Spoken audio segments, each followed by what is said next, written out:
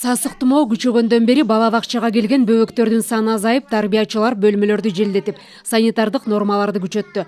Эгерде тайпадан балдар ооруп калса, аны бакчага келтирбей, башка балдардын коопсуздугу корголот. Учурда Борбордогу бакчаларда кенже тайпадан баштап даярдыктагы чоң топторго чейин 5-6 балдар үйлөрүндө дарыланууда. Суукка байланыштуу азыр балдар бир группадан 2-3 эле келбейт да.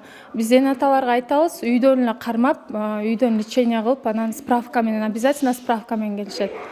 Анан биздин воспитательниянкаларыбыз в основном проветривать этишет да. Комнатаны 15 мүнөттөн проветривать этишет.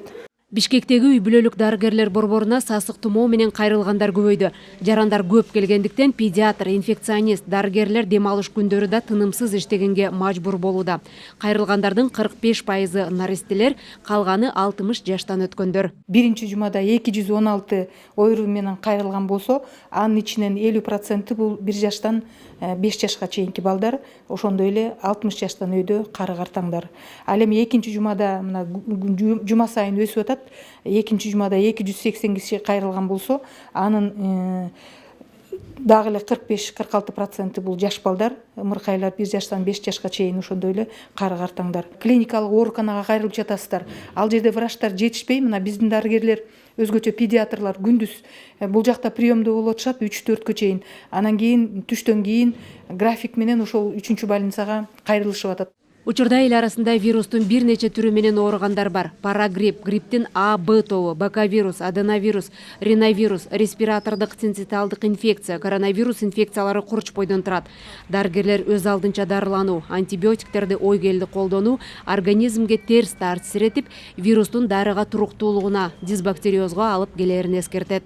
Эпидемиологик кырдаал бөңкөгөн ОРВИ грипп оору боюнча туруктуу эмес. Анан кийин балдардын мындай мектеп, чоң окуу жайларына барып аткан балдардын мындай симптомдору болсо үйдө калган туура болот эле. Эмне дегенде алар деген башкаларды жугуштурбаган үчүн көпчүлүк жайларга деле барбай турсак жакшы болот эле.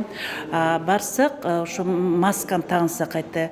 Азыркы тапта Бишкек шаарындагы үй бүлөлүк дарыгерлер борборлору бейтаптарды иш күндөрү гана эмес, дем алыш күндөрү да кабыл алууда. Шаардык саламаттык сактоо башкармалыгы сасык тумоо жана респиратордук инфекциялардын алдын алуу боюнча иш чараларды күчөтүү тууралуу буйрук чыгарды. Азыркы тапта республика боюнча өзгөчө Ош, Бишкек шаарларында сезондук сасык тумоонун күч алып турган чагы, бир эле ооруканага күн сайын жүздөгөн вирус жуктургандар кайрылып жатышат. Ооругандардын жарымынан көбү 5 жашка чейинки жаш балдар. Андыктан дарыгерлер эгерде зарылчылыгы жок болсо, коомдук жайларга барбай турууну, ал эми ооруп калгандарды дене табы түшкөнгө чейин үйдөн чыкпай турууга кеңеш беришет.